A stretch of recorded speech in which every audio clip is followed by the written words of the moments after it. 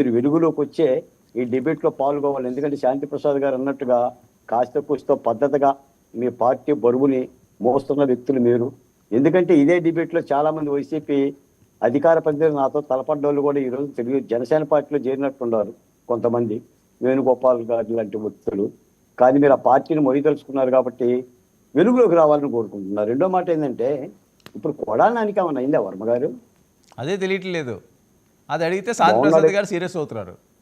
బాగున్నాడు కదా, మేము హ్యాపీ కదా. పట్టించుకోలేదు వర్మ గారు. ఇప్పుడు మీరేమంటారంటే వర్మ గారు, ఉమ్. మీరేమంటారంటే వర్మ గారు, మళ్ళీ కొడాలి నాని ఆరోగ్యం బాగోవాలి, ఆయన చురుగ్గా రాజకీయాల్లోకి రావాలి, మళ్ళీ వచ్చి ఆయన తిట్టాలి అనలేదండి. విహారం మాట చెయ్యాలి. అక్కడ హాస్పిటల్లో ఆ నోటికి తాళం వేసి ఫ్రెష్గా వచ్చి మీకు మంచి రాజకీయం చేయమంటున్నాం. కొడాలి నాని గారు రాజకీయాల్లో చురుగ్గా ఉండాలి అని అంటేనే ఆంబోతులాగా రంకెలేయమని లేదా చిత్తమని. ఇప్పుడు ఆయనేమో ఆరోగ్యంగా అనారోగ్యంగా ఉండమని కోరుకోడు. నేను ఒక మాట చెప్తా, ఆ హాస్పిటల్లో ఎక్కడ కూడా ఎర్ర పుస్తకం కనిపించకుండా చెయ్యండి. అదేంటి? కొడాలి నాని ఆరోగ్యం బాగుంటుంది. మళ్ళీ ఎర్ర పుస్తకం కనిపిస్తే మళ్ళీ ఆయన ఆరోగ్యానికి దెబ్బ. ఎందుకంటే మీరే అంటున్నారు కదా, ఇప్పుడు కూటమి ప్రభుత్వం ఆయన అరెస్ట్ చేస్తే భయపడిపోయి లోపలేశారు చేశారు. నేను ఒక మాట చెప్తానండి, ఇక కొడాలి నాని రాజకీయ జీవితం పరిసమాప్తం. ఎందుకంటే నాకు చాలామంది మంత్రులు తెలుసు, చాలామంది ముఖ్యమంత్రులను మేము చూసాం. కొడాలి నాని లాంటి మంత్రిని ఆంధ్ర రాష్ట్రం చూడలేదండి. అంతకుముందు కూడా ఆయన ఎమ్మెల్యే అండి, తెలుగుదేశం పార్టీలో 2 సార్లు ఎమ్మెల్యే. మా దేవినేని ఉమాతో కలిసి ఉండేవాడు. నా ఊరు కంచికిచర్ల, నా ఊరు సర్పంచ్ గద్దే ప్రసాద్ ఆయనకి ఎన్నో ఆర్థిక సహాయ సహకారాలు చేశాడు.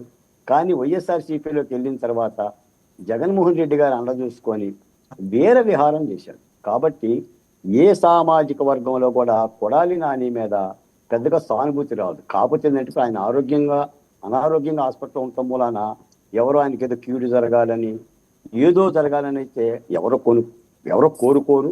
ఒకసారి చంద్రబాబు నాయుడు గారు కూడా ఏంటంటే, చంద్రబాబు నాయుడు గారు ఆయన చేతిలో కత్తి పెట్టి సాక్షి పేపర్లో ఆయన ఫోటో ఎత్తేనే చర్యలు తీసుకోవాలి. కొడాలి నాని పట్ల ఓదార్పే ప్రకటిస్తాడు, ఎలా ఉంది ఆరోగ్యం అని అడిగితే అడగొచ్చు. ఎందుకంటే రాజకీయాల్లో సర్వసాధారణం, ఎంత శత్రువు అయినా పుట్టినరోజు ఉంటే శుభాకాంక్షలు తెలియజేస్తారు, లేదా గిట్టిండి అనుకోండి సంతాపం వ్యక్తం చేస్తారు. ఇది సర్వసాధారణమైన విషయం. అసలు విషయం ఏంటంటే, ఇప్పుడు మద్యం కుంభకోణం సార్, ఇది ఈ రోజుది కాదు. భారతీయ జనతా పార్టీ అధ్యక్షురాలు పురంధేశ్వరి గారే కేంద్ర ప్రభుత్వానికి అప్పట్లోనే లేఖ రాశారు, 30,000 కోట్ల రూపాయల అవినీతి జరిగిందని. నిజానికి చిన్నపరెడ్డి గారు చెప్పినట్టుగా ప్రభుత్వమే అమ్మింది మద్యం, ప్రైవేటు వ్యక్తులు అమ్మల. ప్రభుత్వం అమ్మింది కాబట్టే జగన్మోహన్ రెడ్డి గారి యొక్క బాధ్యత ఉంది, ఎందుకంటే ఆయన ముఖ్యమంత్రి కాబట్టి అనే మాట్లాడుతున్నాం. మరి రావు శ్రీకృష్ణదేవరాయలు లాంటి ఒక ఎంపీ పార్లమెంట్లో ఈ విషయాన్ని ప్రస్తావించాడు. 5 ఏళ్లలో 99,000 కోట్ల రూపాయల మద్యం జరిగితే 18,000 కోట్ల రూపాయల స్కామ్ జరిగిందన్నాడు. ఢిల్లీ మద్యంతో పోలిస్తే ఆంధ్ర మద్యం ఒక నీటి బొట్టు లాంటిది అన్నాడు. మరి ఢిల్లీలో 100 కోట్లకే 150 కోట్లకే కేజ్రీవాల్ 6 నెలలు జైల్లో ఉన్నాడు, సిసోడియా 1.5 జైల్లో ఉన్నాడు, ఆఖరి కవిత గారు కూడా 2 నెలలు 3 నెలలు జైల్లో ఉన్నారు. మరి దీని మీద అయితే దర్యాప్తు చేయాలి. మరి కూటమి ప్రభుత్వం దర్యాప్తు ఎప్పుడు చేస్తుంది, ఎలా చేస్తుంది? నిన్న శ్రీకృష్ణదేవరాయలు కూడా ఈడీని ఆహ్వానించినట్టున్నాడు స్పీకర్కి. అంటే ఈడీ చేత విచారణ చేయమని అన్నారు. ఇప్పుడైతే నాకు తెలిసిన మై ఇన్ఫర్మేషన్ ఏంటంటే, దీనికి ఏదో సిట్ ఒకటి వేశారు. మరి ఈ సిట్ విచారణ ఎప్పుడు జరుగుతుందో నాకు తెలియదు. కాబట్టి చిన్నపరెడ్డి గారు అడుగుతున్న దానిలో ఒక ధర్మం ఉంది.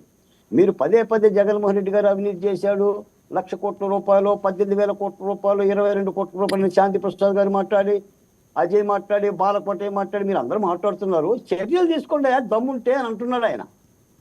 దాన్ని స్పోర్టివ్గా తీసుకోవాలి కూటమి ప్రభుత్వం. ఆయనే చెప్తున్నాడు, చర్యలు తీసుకోండి. మేము తప్పు చేస్తే మీ దగ్గర పోలీసు ఉంది కదా, మీ దగ్గర విచారణ సంస్థ ఉంది కదా, రాష్ట్రంలో మీరు ఉన్నారు కదా, కేంద్రంలో మీ ప్రభుత్వం ఉంది కదా, చర్యలు ఏవి తీసుకోమని ఆయన ఆహ్వానిస్తున్నారు. కాబట్టి మరి ఎప్పుడు చర్యలు తీసుకుంటారో చూడాలి. నేను కూడా చర్యలు తీసుకోమని కోరుతున్నా.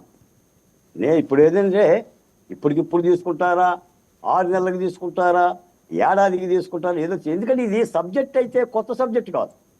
గత 5 ఏళ్ళు కూడా కూటమిలోని 3 పార్టీలు మాట్లాడి, నేను కూడా మాట్లాడా మద్యం కుంభకోణం మీద. ఇంకో మాట కూడా చెప్తున్నా, అసలు మద్యం కుంభకోణం మీద 18,000 కోట్ల రూపాయల అవినీతి గురించి మాట్లాడుతున్నారు. నాడు 5 ఏళ్ల మద్యం దాగి కొన్ని వేల మంది ప్రాణాలు పోయినాయి, కిడ్నీలు పోయినాయి, యాక్సిడెంట్లు జరిగినాయి, కుటుంబాలే ధ్వంసం అయిపోయినాయి. ఇప్పుడు ఓంప్రకాష్ అని అతను మద్యం ధరల మీద మాట్లాడి ఏమైపోయాడో తెలియదు, విగతజీవి అయిపోయాడు. ఎంతోమంది చనిపోయారు. పచ్చి సరుకు స్టిక్కర్లు అంటిస్తే పెదాల మీద స్పిరిట్ తాగి జీవితాలను నాశనం చేసుకున్నారు. దాని మీద దర్యాప్తు కూడా జరగాలి. ఇంక మీరు ఆర్థిక కోణమే చూస్తున్నారు. ఇందులో